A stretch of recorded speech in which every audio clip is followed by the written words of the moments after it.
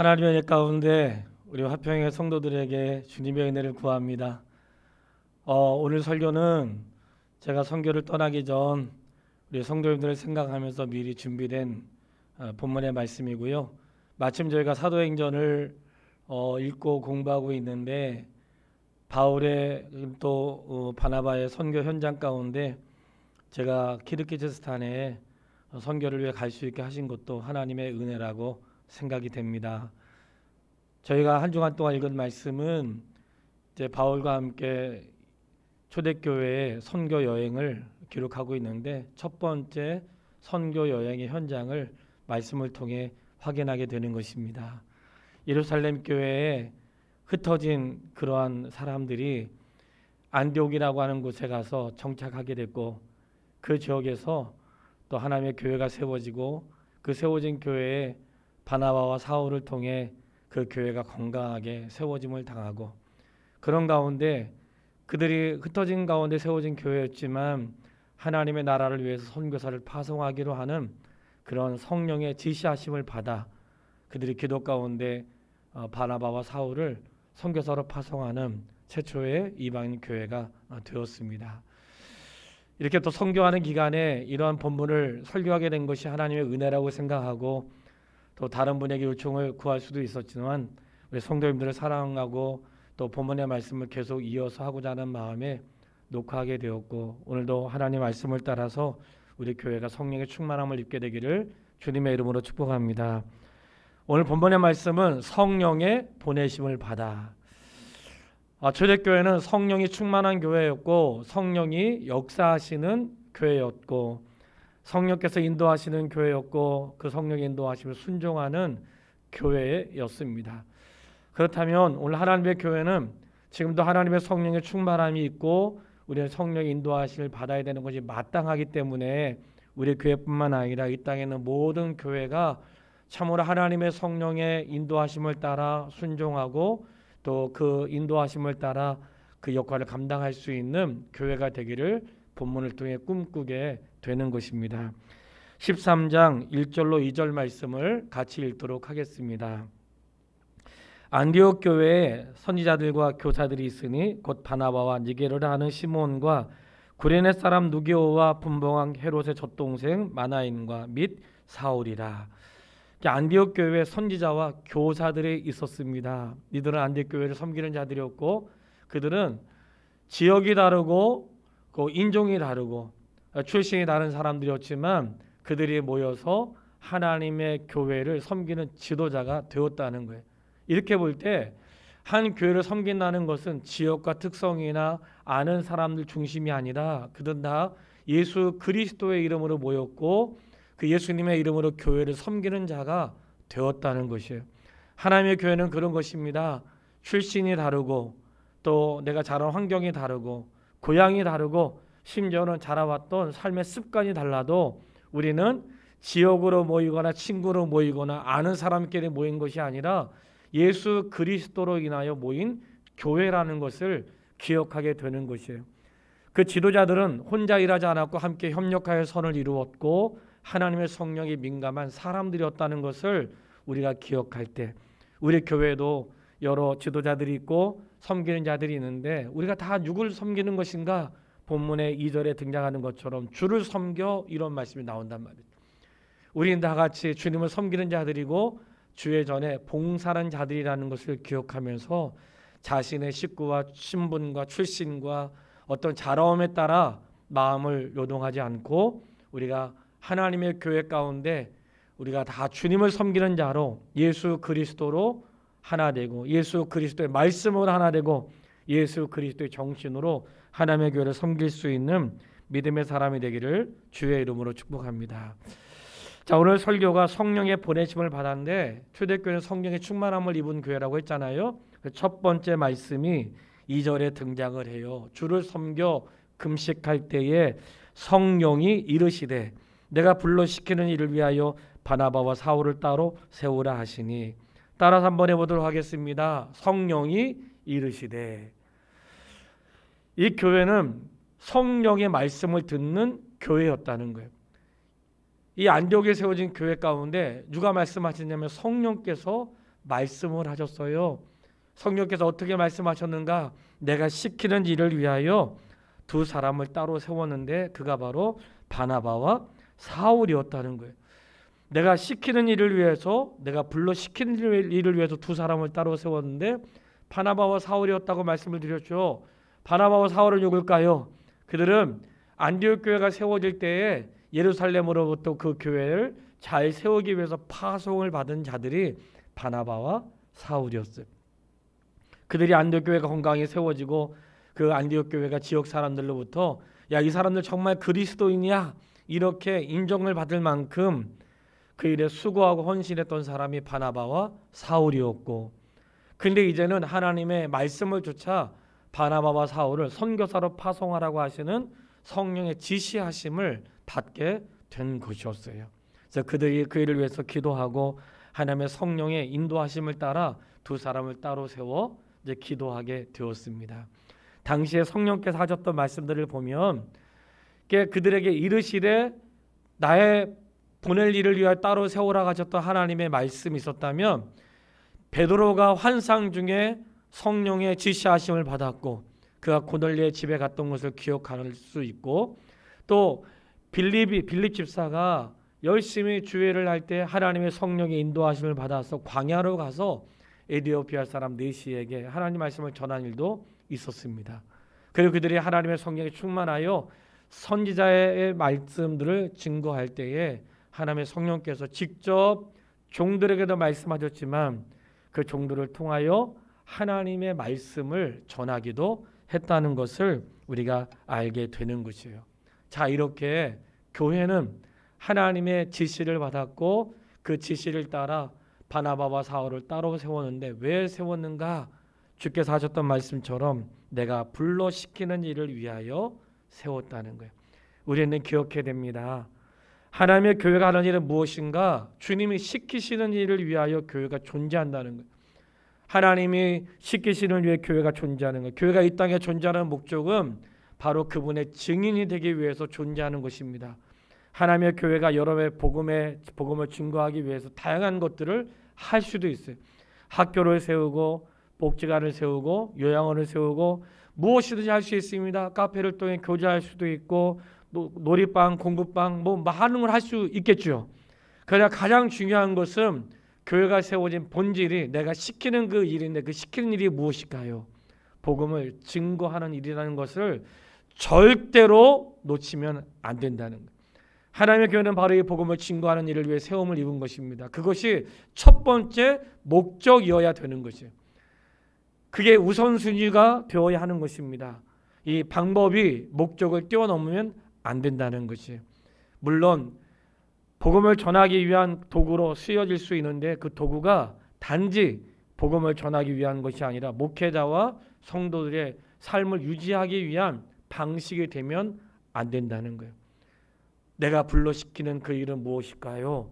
돌아보면 하나님의 성령을 통해서 그들은 교회를 세우고 하나님의 사람들이 예수 믿어 구원을 얻게 하는 일에 사도들과 그의 제자들을 세웠다는 것을 기억할 수가 있습니다. 우리가 기억해야 됩니다. 내가 불러시키는 일을 위하여. 오늘 우리가 교회가 해야 할 일이 뭘까요? 바로 주님이 우리를 세우신 그 목적을 향해서 나아가야 된다는 거예요. 하나님의 교회를 그 목적을 위해 세우셨고 복음 증거를 위해 교회를 개척하게 하시고 선교사를 보내는 것도 교회를 세워 그 영원히 예수 믿는 게 교회가 세워지는 것이니까 이렇게 그 일을 위하여 우리가 존재하는 것입니다. 하나님의 교회가 무엇을 해야 되는가?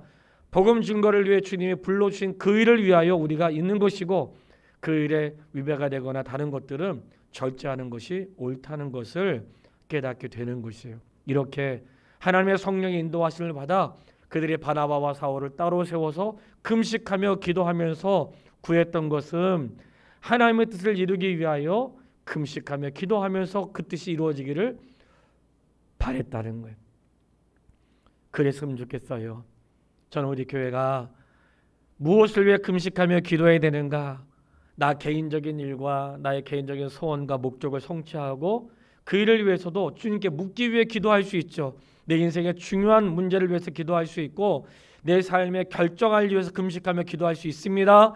그런데 온 교회가 다 같이 기도했던 것은 하나님의 인도하심을 받기 위하여, 하나님이 결정하신 일에 대해서 순종하기 위하여 그들이 금식하며 기도했다고 하는 것이에요. 바로 이게 이 모습이 우리가 배워야 될 삶의 모습인 거예요. 어떤 문제가 있고 어려움이 있고 위기가 있고 결정된 상황이 있을 때 제일 먼저 하는 것은 기도여야 한다는 거예요. 하나님, 우리가 어떻게 해야 되겠습니까? 하나님, 우리가 무엇을 해야 되겠습니까? 주께 기도하는 것이 우리 교회의 모습이 되어야 한다는 거예요. 기도하기 전에 끼리끼리 말하고 분표가 원망하고 그런 것이 아니라 온 교회가 금식하며 기도하면서 하나님의 뜻이 이루어지기를 구하는 것을 보면, 개인적인 기도도 필요하겠지만 우리의 기도와 금식이 하나님의 나라의 뜻이 이 땅에 이루어지길 위하여 금식하고 성령의 뜻이 성취되기 위하여 기도하는 그러한 교회가 될 수 있기를 바라고, 그 일에 우리 모든 목사와 성도가 동참할 수 있게 되기를 주님의 이름으로 축복합니다. 그 일을 위하여 두 사람을 세웠다고 했습니다. 이 두 사람의 첫 번째 사람은 바나바였고 두 번째는 사울이었다는 거예요. 이 바나바는 사도행전 4장에 등장하게 되는데, 처음 교회가 세워지는 그 가운데 제사를 팔아서 바쳤던 사람 바나바였거든요. 사도행전 4장 36절에 이렇게 기록되고 있습니다. 구보로에서 난 레위족 사람이 있으니 이름은 요셉이라. 사도들의 일컬어 바나바라. 번역하면 위로의 아들이라 하니. 아멘. 그 바나바의 이름은 그는 별명이었고 그의 실제 이름은 레위족 속에 있는 요셉이라는 사람이었다는 거예요. 근데 사도들이 그를 위로의 아들이라 이렇게 불렀는데, 위로의 아들이라고 하는 뜻의 어떤 내용이 있냐면 용기를 북돋움. 이 바나바는 그 시대에 처음 막 교회가 세워지면서 하나님의 은혜를 입었던 사람들이 말씀을 듣고 헌신을 시작하는데 그 중에 한 사람이었고, 이 누가를 통해서 바나바를 기록한 것은 분명히 우리에게 교훈과 도전이 되기 때문이라고 그렇게 여겨지는 것입니다. 이 바나바가 얼마나 그의 헌신이 귀했으면 용기를 주었다는 거예요. 복음을 전하는 사도들에게 용기를 주었고 초대교회 가난하고 어려운 사람들에게 용기를 북돋아주는 사람이 되었습니다. 화평의 성도들이여, 위로자가 되십시오. 이렇게 바나바와 같이 사도에게 용기를 주고, 그리고 연약한 지체들이 용기를 얻는 위로자가 되었던 바나바는 사도들이 붙여준 별명이었다는 거예요. 저 사람은 위로자야. 저 사람은 교회의 위로자였고, 저 사람은 죄종의 위로자였고, 가난하고 연약한 성도의 위로자였고, 믿음을 갖는 사람들의 위로자가 되었다는 거예요. 바로 그 바나바가 위로자로서 끝난 것이 아니었어요. 이렇게 그는 초대교회 가운데 헌신하는 자였는데 예루살렘에 박해가 시작되었잖아요. 박해가 시작될 때 흩어지고 예루살렘의 사도들 외에는 남지 않았다고 했는데, 그때 남겨진 사람 중에 한 사람이 바로 바나바였습니다. 그리고 들려오는 소문에 안디옥에 이제 교회가 세워졌다고 하고 그 교회에 일꾼을 보내야 되는데 누구를 보낼까 하여 사도들이 바나바를 선택하게 되었고, 이제 바나바는 예루살렘 교회가 교회의 일꾼으로 보낸 그런 자로 안디옥 교회의 지도자로 가게 될 때에 혼자 가지 않고 사울이라고 하는 자를 데리고 안디옥 교회에 가게 되었던 것이에요.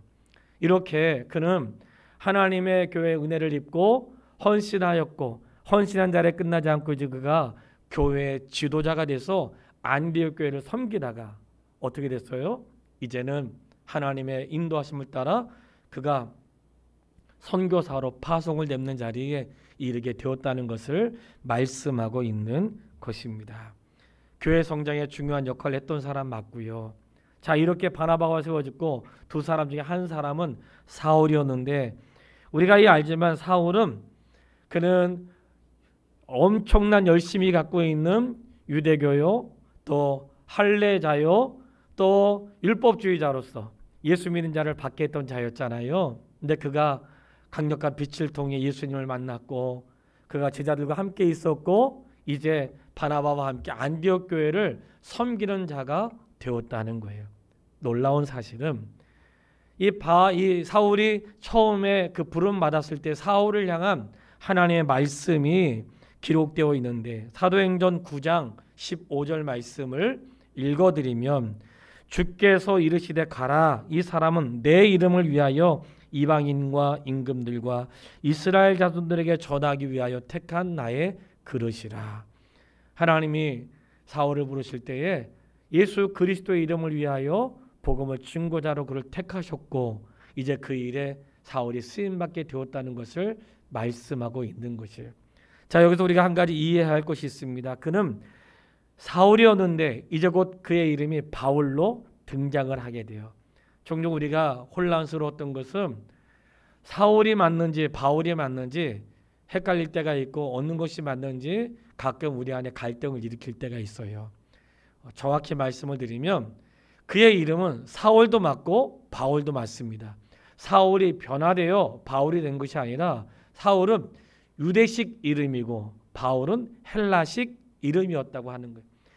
이 사울은 로마의 시민권자였고 그는 헬라의 말도 잘 사용하는 그러한 사람이었다는 거예요.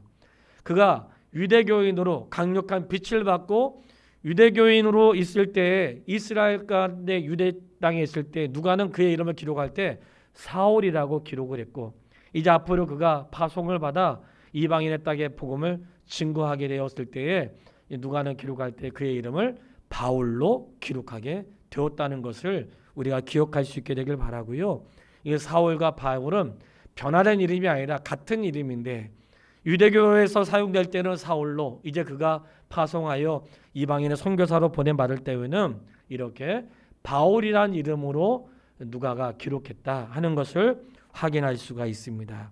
자, 그렇다면 여기까지가 성령의 인도하심을 받아서 그들이 교회 가운데 두 지도자를 세우고 이제 그 두 사람들을 안수하여 약속한 그곳으로 보내게 되는데 이제 두 번째 말씀이 바로 그 다음 13장 4절 말씀에 이제 기록되어 있습니다. 우리 같이 한번 읽어보도록 하겠습니다. 13장 4절 두 사람이 성령의 보내심을 받아 실리기아에 내려가 거기서 배 타고 구보로로 가서 어떻게 인도하심을 받았다고요? 성령의 보내심을 받아. 우리가 기억해야 돼요. 하나님의 말씀이 있었고 그들이 보냄을 받을 때에도 사람이 보낸 것이 아니라 성령의 보내심을 받았다는 거예요. 선교하는 사람들은 다 누가 보내는 것인가? 사람이 보낼 수 있지만 실상은 하나님의 성령께서 보내시는 것이에요. 저도 선교제에 와 있습니다. 제가 설교하는 이 시간이 같을지 모르겠지만 키르기즈스탄 칸트 축복교회 11시 예배에 설교하게 될 것인데 바라는 것은 그냥 가는 것 같지만 성령의 인도하심을 받아 간다는 거예요. 저는 오늘 본문의 말씀을 준비하고 선교를 준비하면서 마음이 벅차고 기뻤던 것은 그들이 하나님의 성령의 인도하심을 받았고 교회가 그 일에 순종했다는 것이에요. 사실 저는 이번 선교를 위해서 하나님의 은혜가 있다고 생각합니다. 왜냐하면 요청이 있었을 때 마음은 있었지만 돈이 없었다고 말씀을 드렸죠. 그런데 하나님의 어떤 섭리 가운데 그 물질이 채워지고 또 몇 명의 성도들이 마음을 모아서 필요한 것들을 사용할 수 있는 후원자가 되고 또 우리 성도님들이 함께 기도하고 있다는 것이 너무나 마음에 기쁨이 되었습니다. 제가 노회에 존경하는 목사 한 분이 계세요. 그분을 제가 개인적으로 존중하고 선배시기도 하지만 멘토와 같은 역할을 하는 분 중에 한 분이신데 서울에서 목회하고 계시는 박완규 목사님이시라고 효죽동 교회를 담임하고 계시는 분이세요.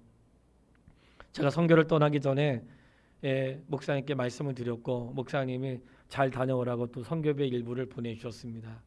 그러시면서 제게 하셨던 말씀이 있어요. 목사님, 저는 그냥 목사님께 소식을 전한 건데 뭐 이렇게 또 마음을 나누셨냐고 했더니 목사님께서 저에게 하셨던 말씀이 전준호 목사님, 모든 사람이 다 요청을 받는다고 다 가지는 않는다는 거예요. 요청을 받지만 이런 핑계 저런 핑계 될 수 있고 어려울 수도 있는데 참 목사님은 그 말씀을 귀하게 여기고 하려고 하고 또 하나님의 도우심을 입게 되니까 이 어찌 고마운 일이 아니냐고 하시면서 격려해 주었습니다. 성도 여러분, 자랑하려고 말하는 건 아니라 하나님의 성령께서 보내셨다는 것을 말씀드리려고 하는 것이에요. 여건은 되지만 할 수 없는 것을 못 하겠더라고요.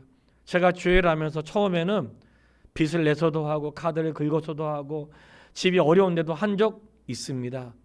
근데 지금은 그렇게 하기보다는 할 수 없을 때는 멈춰서 기다리고 하나님의 인도하심을 기다릴 때가 많이 있어요.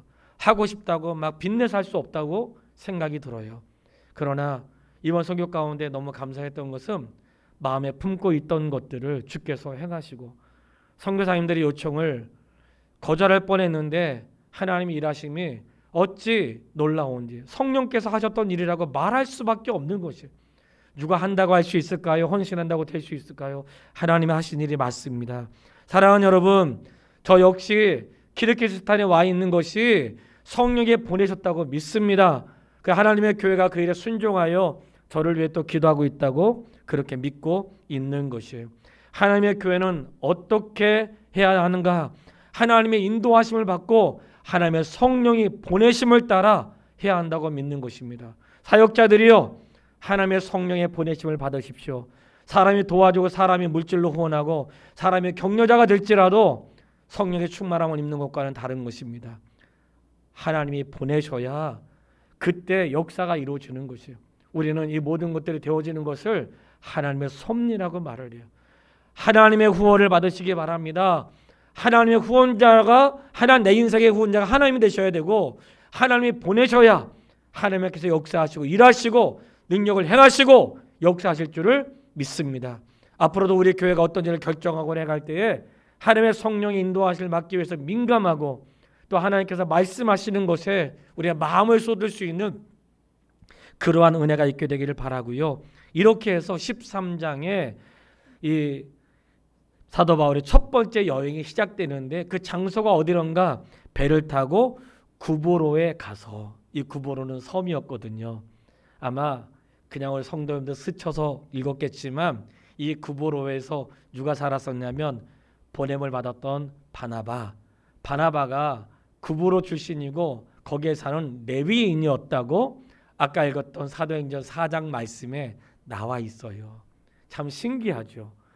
이 첫 번째 선교 여행의 시작지가 바로 구브로라고 하는 섬에 배 타고 가서 거기에서 이루어지고 그곳에서 하나님의 역사를 이루어 가는데 거기서 어떤 일을 만났냐면 그 지역을 다스리고 있는 총독 서기오를 만났는데 그는 그를 옆에서 도와주는 자가 있었는데 그 돕는 자가 누군가 엘로마라고 하는 귀신의 어떠한 역할을 수행하는 자예요. 그는 마술사였고 마술로 뭔가 점을 치고 마술로 그 일을 행하는 사람이었습니다. 생각해 보세요. 이 구브로에 다스리고 있는 총독 서기오라는 사람이 있었는데 그 옆에 누가 있었다고요? 마술사 엘루마가 있었다는 거예요. 이 마술사는 하나님의 능력으로 사는 자가 아니라 사단과 귀신의 능력으로 사는 그러한 사람이었다는 거예요. 우리가 이런 걸 주목하게 되죠. 내 옆에 누가 있어야 되겠습니까? 나를 돕는 자가 사단의 지도를 받고 마술을 부리면서 꾀를 쓰는 그런 사람인가? 아니면 하나님의 성령의 충만함을 입은 사람인가 볼 때에 판단이 되는 것이죠. 이렇게 그 지역에 갔을 때 서기오 바울은 엘로마라고 하는 자를 통하여 그런 지도라든지 또 돕는 동역자로 있었습니다. 그때에 바울이 이 사실을 알고 엘로마를 향하여 책망을 하고 귀신을 명하여 쫓아내는 그런 일들이 일어나게 되었습니다. 그리고는 그가 성령의 충만함에 말을 했다고 13장 9절로 11절에 말씀하고 있어요. 13장 9절로 11절을 보겠습니다. 바울이라고 하는 사울이 성령에 충만하여 그를 주목하여 이르되 모든 거짓과 악행이 가득한 자요 마귀의 자식이요 모든 의의 원수요 주의 바른 길을 굽게 하기를 그치지 아니하겠느냐. 보라 이제 주의 손이 내 위에 있으니 내가 맹인이 되어 얼마 동안 해를 보지 못하리라 하니. 바울이 성령이 충만하여 그를 꾸짖고 말하기를 바른 길을 굽게 하기를 굳히지 아니하겠느냐 했더니 그가 얼마 동안 맹인이 되었다는 거예요. 놀라운 일이죠. 복음이 들어가는 곳에 있는 하나님의 역사입니다. 여기서 우리가 주목해야 될 일이 있습니다. 바울이 어떻게 따랐습니까? 성령이 충만하여. 자, 여기서 바울이라고 하는 사울이 성령이 충만하여 그랬어요. 자, 기억하세요. 바울과 사울은 같은 이름이라고 했어요. 근데 그 사울이 어떻게 했어요? 성령에 충만하여. 기억하시기 바라요. 성령에 이끌리어 성령의 보내심을 받고 성령이 충만하여. 다시 한번 말씀드리겠습니다. 성령에 이끌리어. 성령의 보내심을 받고 성령에 충만하여. 오늘 하나님의 성령의 지시를 받고 하나님의 성령으로 인해 보냄을 받았다면 우리가 어떻게 일해야 되겠습니까? 하나님의 성령으로 충만하여 주의 일을 하는 것이 맞습니다. 하나님은 나의 힘과 지혜로 일하기를 기뻐하지 않으시고 하나님의 성령이 충만하여 그 일을 감당하기를 원하시는 거예요. 사람의 지혜와 힘으로 하기 원하지 않으시고 하나님의 지혜와 힘으로 하기를 원하십니다. 내 힘과 내 능력으로 하기를 원하지 않으시고 주를 힘입어 하기를 원하신다는 거예요. 원래 하나님의 교회는 우리의 능력으로 하는 것 아닙니다. 하나님의 성령의 힘으로 감당해야 되는 것이에요. 저는 우리 교회뿐만 아니라 성도 개인적인 삶이 자기의 의지로 살고 자기의 격려로 살고 자기의 힘으로 사는 게 아니라 하나님의 성령에 충만하여 하나님의 도심으로 사는 능력의 사람들이 다 되시기를 주님의 이름으로 축원합니다. 바라는 것은 이 바로 사울이 성령에 충만하여 주회를 했다는 거예요. 성령에 충만하여 두려워하지 않고 귀신을 향하여 명하게 되고 그리고 총독 서기오에게 하나님의 말씀을 바르게 증거할 수 있는 기회가 되었던 거예요. 하나님의 이름 성령의 충만함으로 하는 것이 맞습니다. 우리가 주회를 할 때 하나님의 성령의 충만함으로 하십시오. 내가 충만함을 잃어버릴 때 충만함을 회복할 수 있도록 주님의 은혜를 구하고, 그래서 이 초대교회가 하나님의 은혜를 이룰 때 인도하심을 받을 뿐만 아니라 성령의 보내심을 받고 보냄받은 자들이 성령의 충만함으로 그의 사역을 감당했다고 하는 것이에요. 원래 하나님의 일을 하는 사람들은 하나님의 성령의 충만함으로 일을 할 수 있게 되길 바라고 그때 주께서 행하시는 놀라운 역사도 기억할 수 있게 되기를 바랍니다. 여기서 또 한 가지 놓칠 수 없는 일이 있어요. 이 사울이 등장하기 전까지는 항상 누가 앞에 등장하냐면 바나바와 사울이 이렇게 등장을 하는데 그들이 선교에 이제 파송을 받았잖아요. 그때부터는 바나바의 이름이 뒤에 나와요. 어떤 때는 나오질 않아요. 그게 항상 누가 앞에 나오는가? 바울과 바나바가, 또는 바울이 성령이 충만하여 이렇게 바울이 등장한다고 하는 사실이에요. 누가 먼저 되고 나중됐다는 게 중요한 거 드리려고 하는, 누가 먼저 되고 나중되었다는 말씀 드리려고 하는 거 아니에요. 목회자로 먼저 부름받고 하나님의 교회를 목양하는 일이 있어가지고는 항상 바나바가 먼저 쓰임을 받았습니다. 그는 주께 먼저 헌신을 했던 사람이고 하나님의 성령에 의해서 그가 사울과 함께 안디옥 교회를 주도적으로 섬겼던 사람이 바나바였습니다. 바나바 안디옥 교회 지도자로 교회에 주도적인 역할을 했던 사람이었어요. 그런데 지금은 교회가 아니라 하나님으로부터 파송을 받은 선교의 현장에 갔어요. 선교 현장에서 하나님은 누구를 주도적으로 사용하셨는가? 놀라웠게도 바나바가 아니라 바울이었습니다. 목회 현장에서는 바나바를 통해서 친절하고 위로자가 되고 격려자가 되는 이 바나바를 목회 현장에서 앞에 세우셨다면 선교 현장에서는 헬라의 언어와 로마의 시민권을 가진 바울을 앞세워 선교의 주도적인 역할을 감당했다는 거예요. 바울이 그 앞에 있을 때에 바나바가 삐졌을까? 그렇지 않았다고 생각해요. 그리고 목회 현장에서는 바나바가 먼저였지만 선교 현장에서 사울이 먼저였다는 것이 우리에게 교훈이 되는 것이에요. 목사가 모든 일에 먼저일 수 없습니다.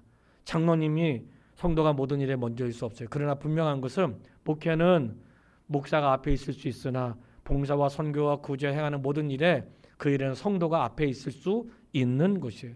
정말 저는 세상 물정 잘 몰라요. 그래서 손해도 많이 봅니다. 그런데 그 일에 대해서는 장로님과 집사님 하는 분들이 앞장서 있단 말이죠.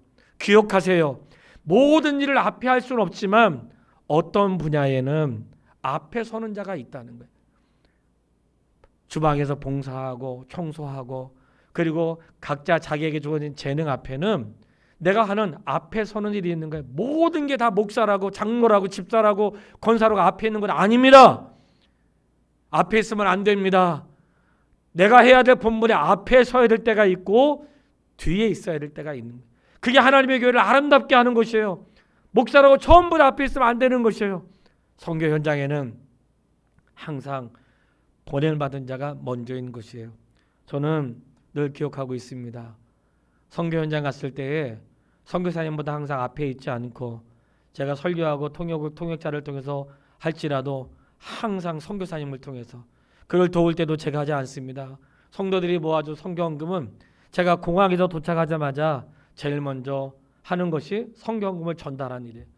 저는 그곳에 가서 돈을 사용할 때에도 제가 쓰지 않습니다. 선교사님이 하게 하시고, 혹시 헌금하거나 할 일이 있어도 제 이름으로 하지 않고 선교사님을 통해서 한다는 거예요. 저는 이것이 교회 질서라고 생각해요. 왜냐하면 그곳은 나의 현장이 아니라 선교사님의 현장이고, 그 일에 저는 돕는 자로 갔기 때문에 선교 현장에서 항상 앞에 있을지라도 뒤에 있는 것이고, 그분을 세우려고 항상 노력한다는, 우리가 잊지 말아야 돼요. 하나님의 사람들이 주일을 할 때 성령이 충만했다는 것을 우리는 기억해야 됩니다. 최근에 밴드에 올렸던 글 중에서 필립 얀시의 그런 회고록을 글로 소개한 적이 있어요. 그런 예수 그리스도의 그런 삶을 말할 때에 나에게 어두웠던 나에게 빛이 들어왔다고 이렇게 말하고 있어요. 어두웠던 나에게 빛이 들어오니까 이제 내가 빛 가운데 걸어가게 되었다고 말씀하고 있어요. 우리가 어떻게 빛 가운데 걸어가게 됐을까요? 빛이 나에게 왔기 때문에 그래요. 바나바와 사울도 그랬던 사람들이었어요. 하나님의 말씀을 통해 사도들의, 이 바나바는 예수님을 직접 만난 자는 아니었으나 사도들의 말씀을 통해, 선포된 말씀을 통해 빛이 들어온 거죠. 사울은 예수 믿는 자를 잡아가다가 주께서 직접 빛을 비추어 주셨어요. 어쨌든 그들은 어두웠던 인생의 생명의 빛, 구원의 빛, 예수 그리스도의 빛이 비치게 되었습니다. 이 빛이 들어오니 어디에 물러가고 빛 가운데 거하게 되었던 것이에요. 그들의 삶이 어떻게 됐을까요? 이제는 완전히 새로운 삶이 되었다는 거예요. 사랑하는 여러분, 어두웠던 우리에게 생명의 빛이 비쳤습니다. 어두웠던 인생에 빛이 비추어졌던 거예요. 그 빛은 그의 인생의 삶을 완전히 바꾸어 놓았고, 이제는 어둠의 자식이 아니라 빛의 자녀요 하나님의 생명의 자녀가 되었습니다. 그렇게 되었던 바나바와 사울이 하나님의 교회 돕는 자가 되고 선교 현장에서 교회를 세우는 자가 되고, 이제는 어둠의 자식들을 빛으로 인도하는 생명의 자로 그들을 하나님이 사용하여 주셨다는 거예요. 빛이 내 안에 들어왔으니 이제는 우리가 빛 가운데 거하면서 어둠 속에 있는 자들에게 빛을 말할 수 있는 자가 되어야 하는 건 맞습니다. 어떻게 해야 될까요? 성령이 충만하여 그 일을 행하는 자라는 거예요. 기억하세요. 성령의 이끌림을 받아 성령이 보내셨고 성령에 충만하여 그 일을 감당했다는 사실을 기억할 수 있게 되기를 바랍니다. 그리고 그들은 하나님의 말씀을 전하면서 하나님의 성령에 힘입어 그 얘기를 기쁨으로 전했고, 그러나 항상 복음 현장에 뭐가 있을까요? 박해하는 자가 있고 반대하는 자가 있고 싫어하는 자가 있고 시기하는 자가 있었다는 거예요. 사도행전 13장 44절로 46절 말씀 읽어드리겠습니다. 그 다음 안식일에도 온 시민이 거의 다 하나님의 말씀을 듣고자 하여 모이니 유대인들이 그 무리를 보고 시기가 가득하여 바울이 말하는 것을 반박하고 비방하거늘 바울과 바나바가 담대히 말하여 이르되 하나님의 말씀을 마땅히 먼저 너희에게 전하는 것이로되 너희가 그것을 버리고 영생을 얻기에 합당하지 않은 자로 자처하기로 우리가 이방인에게로 향하노라.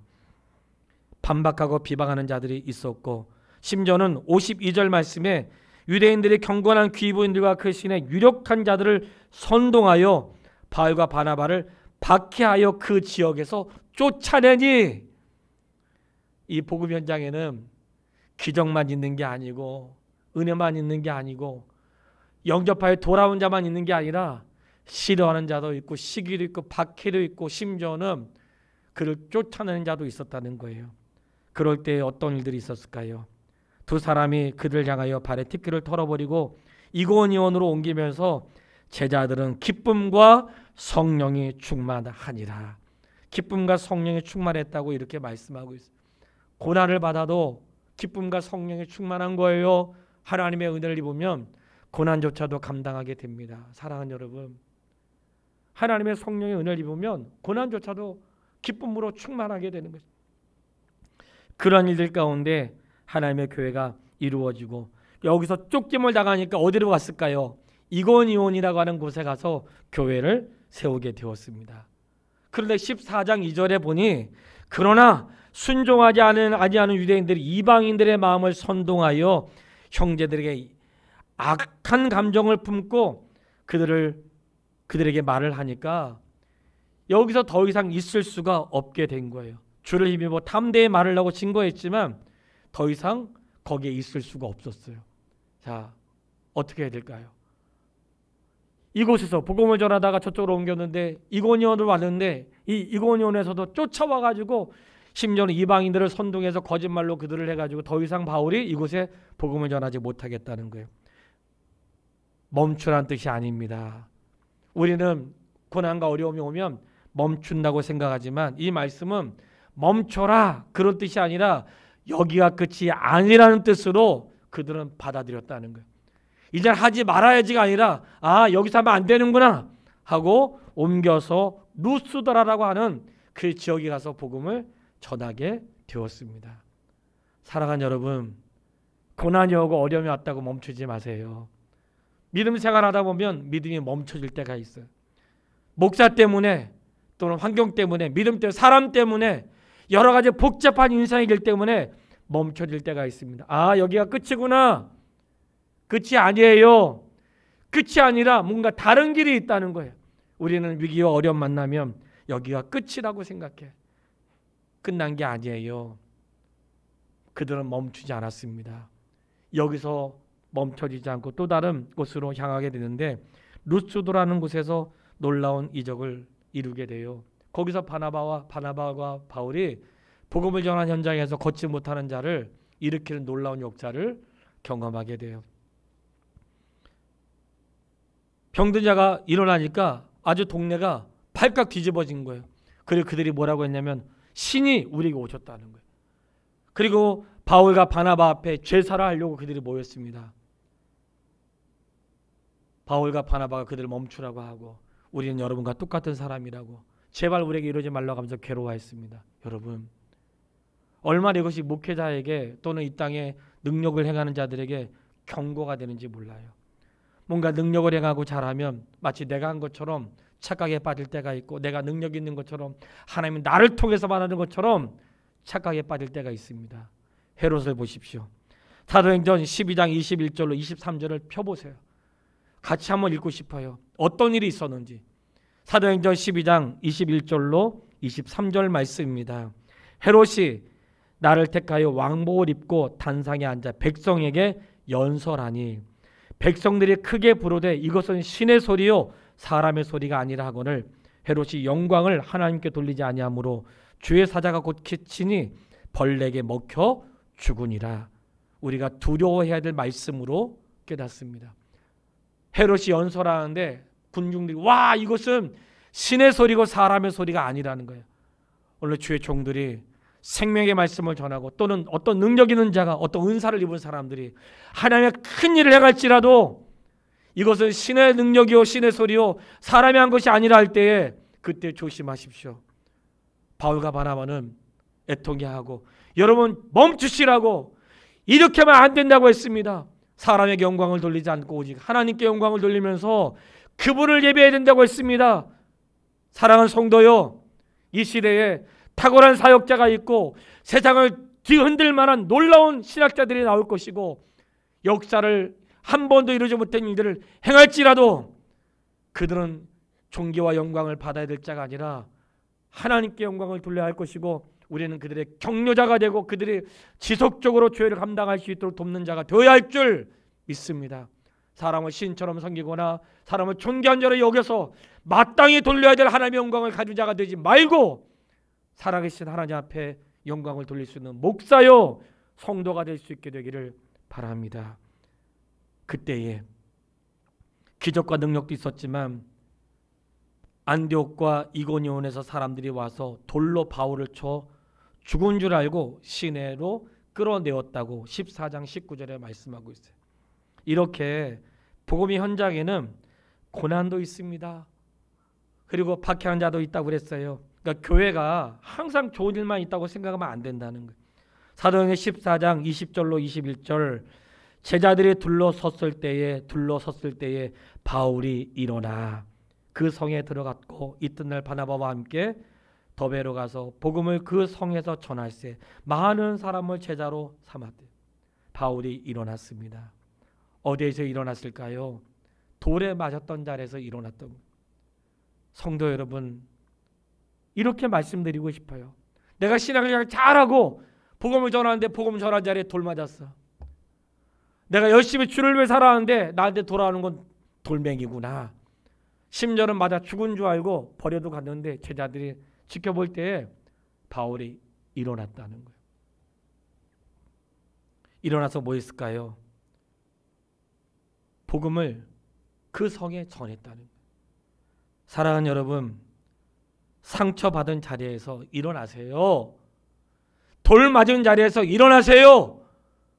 죽을 것 같은 자리에서 일어나십시오. 하나님의 사람은 넘어지는 데 익숙하지 않고 일어나는 데 익숙한 사람입니다. 하나님의 사람은 상처받는 데 익숙하지 않고 일어나는 데 익숙한 사람이고, 아무리 심각하고 죽을 병에 걸려도 일어날 수 있는 것이 하나님의 사람인 것이에요. 바울은 복음을 전하다가 돌 맞아 죽었던 그 자리에서 일어났고 또다시 복음을 전하는 그 자리에 있었다는 거예요. 이게 하나님의 사람이고 성령의 충만함인 것입니다. 돌 맞았다는 것은 이제 그만하라는 뜻이 아니라고 말씀드렸어요. 우리가 주의 일을 하다 보면 상처도 받고 어려울 수도 있고 위기를 당하고 오해도 삼고 그럴 수 있는 것입니다. 그럴 수 있습니다. 그럴 수 있어요. 그러나 기억하세요. 우리는 그 자리에서 일어나야 되고 돌 맞은 자리에서 일어나야 되고 다시 복음을 전할 수 있었던 바울과 같이 일어날 수 있게 되기를 바라고, 저에게 너무나 마음이 뭉클했던 것은 14장 21절 말씀이에요. 그들이 돌에 맞아 죽었다고 생각했던 자리에 일어나서 바울이 복음을 전하는데 어디로 갔는가? 루스드라와 이고니온과 안디옥으로 돌아가서. 이 돌아갔다는 것은 뭐예요? 지금 이 루스드라와 이고니온과 안디옥으로 돌아가서, 안디옥으로 가는 길에 루스드라와 이고니온을 통해서 갔다는 건데 이런 거예요.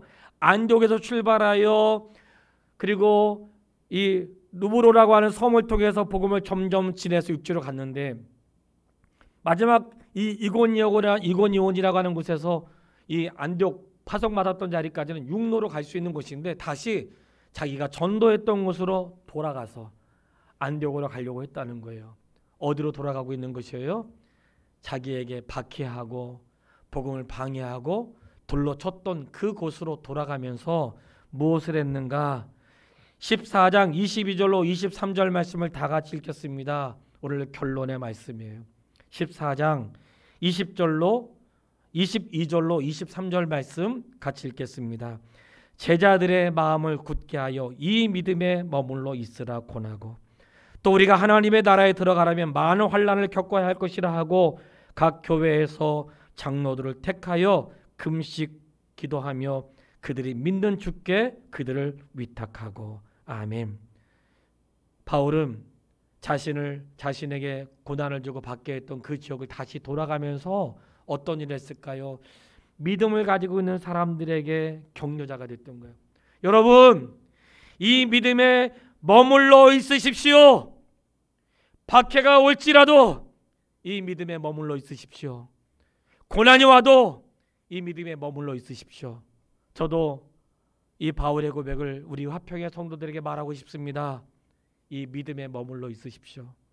신앙생활 하다 보면 어렵고 힘들 수 있습니다. 그럴지라도 믿음에 머물러 있으십시오. 내가 답답하고 어려운 일을 만날 수도 있습니다.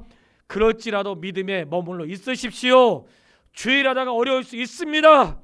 그래도 믿음에 머물러 계십시오. 믿음에 머물러 계십시오.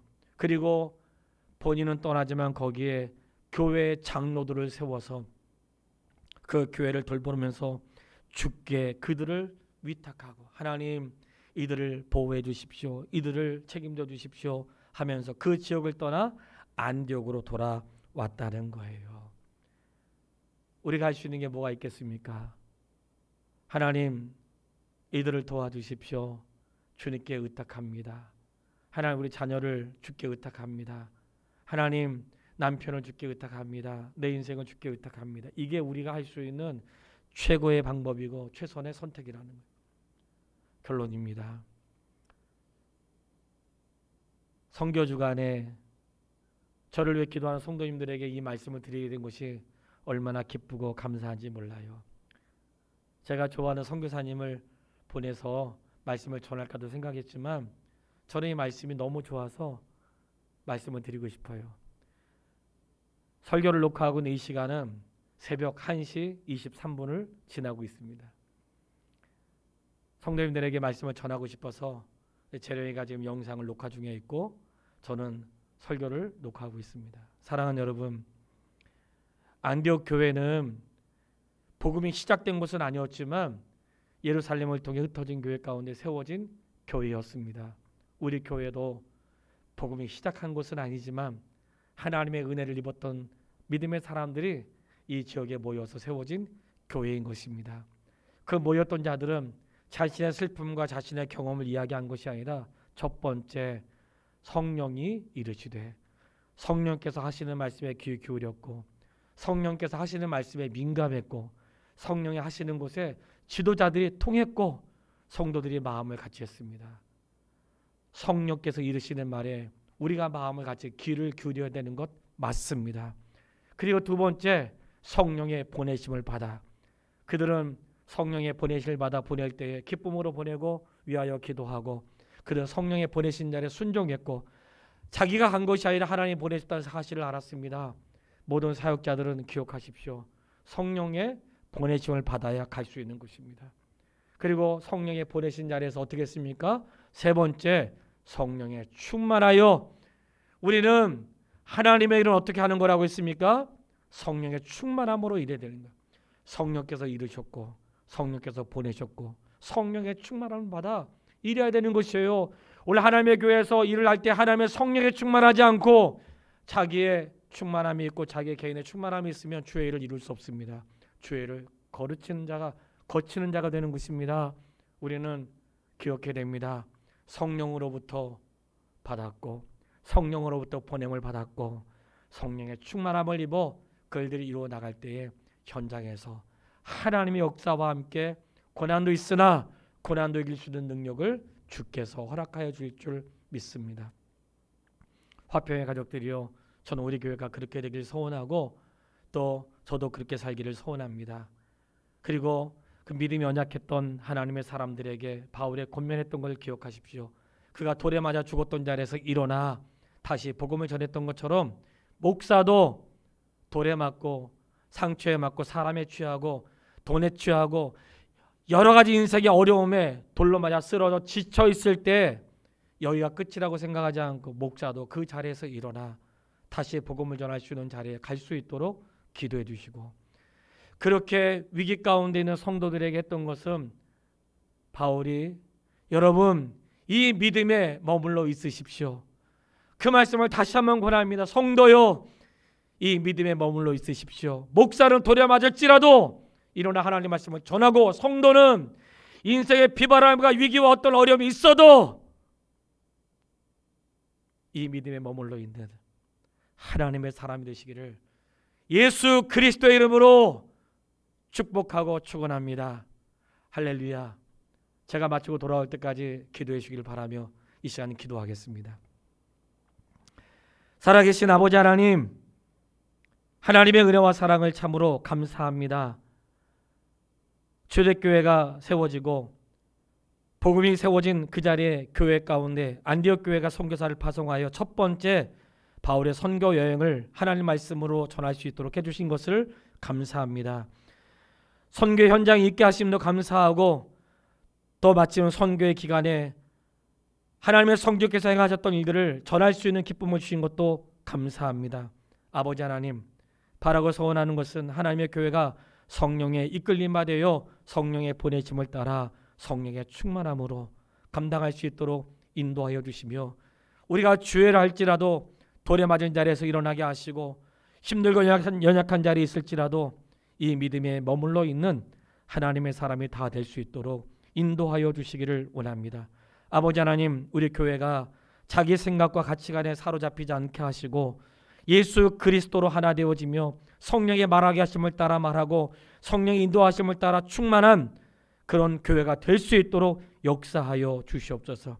아버지 하나님, 보내신 자리에 선교의 사역을 잘 감당케 하시고 종이 빈자리에 장로님과 우리 사역자들 그리고 화평의 가족들이 마음을 같이하여 기도에 힘쓰고 주어진 자리에서 주님의 기쁘심이 될 수 있도록 인도하여 주시기를 원합니다.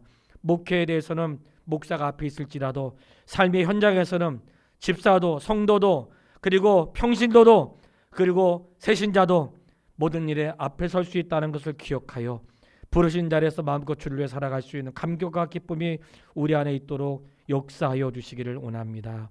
사랑합니다. 예수님의 이름으로 기도했습니다. 아멘.